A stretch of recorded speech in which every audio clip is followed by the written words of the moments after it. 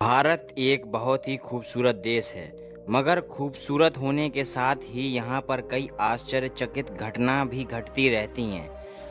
तो आज मैं आपके लिए एक ऐसी घटना को लेकर आया हूँ कि जिसे सुनकर आपका दिल दहल जाएगा। रेड रेन ऑफ केरला, मतलब कि केरल में खून की बारिश।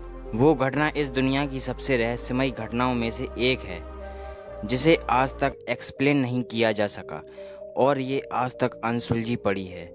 दिन था 5 जुलाई 2001। टाइम था दोपहर। लोग उस सुहावने दिन का मजा ले रहे थे, पर अचानक से बिजली कड़कना शुरू हो गई और एक ऐसी चीज शुरू हुई जिसकी किसी ने उम्मीद भी नहीं की थी, और वो थी बारिश।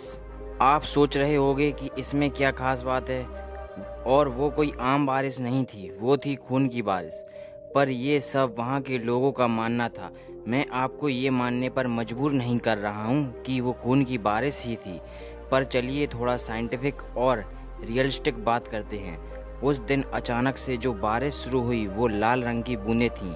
लाल ही नहीं, कई लोगों ने पीली, हरी और काली रेनड्रॉप्स को भी नोटिस किया।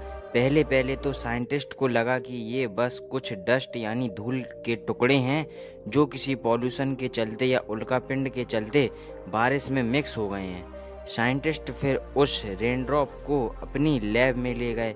फिर उन्होंने इलेक्ट्रो माइक्रोस्कोप के नीचे उसे स्टडी किया और उन्होंने पाया कि ये किसी मेडियोर की पार्टिकल नहीं, यानी उल्कापिंड के पार्टिकल नहीं हैं। ऐसे पार्टिकल थे जो जिंदा थीं। जी हाँ, आपने बिल्कुल सही सुना, जीवित पार्टिकल्स थे। साइंटिस्ट को वो रेड ब्लड सेल्स यानी आरबीसी जैसी लग रही थीं, जिससे इंसानी खून बनता है। ये सेल जैसी लग रही थीं, तो कैसे पता करते कि ये सच में जिंदा है या नहीं? इसका एक ही तरीका था जानने का, वो है डीएनए की स्ट्रक्चर को देखना। पर असल में उस पार्टिकल के अंदर कोई डीएनए नहीं था।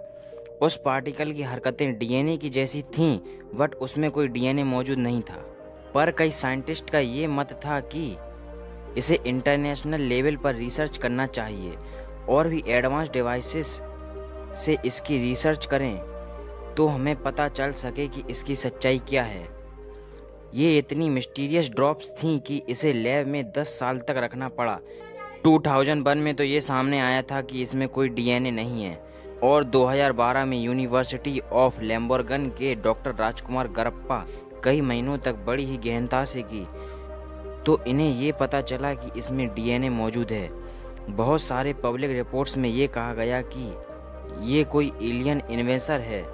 एलियन धरती पर लाइफ को भेज रहे हैं वहाँ पर पनपने के लिए।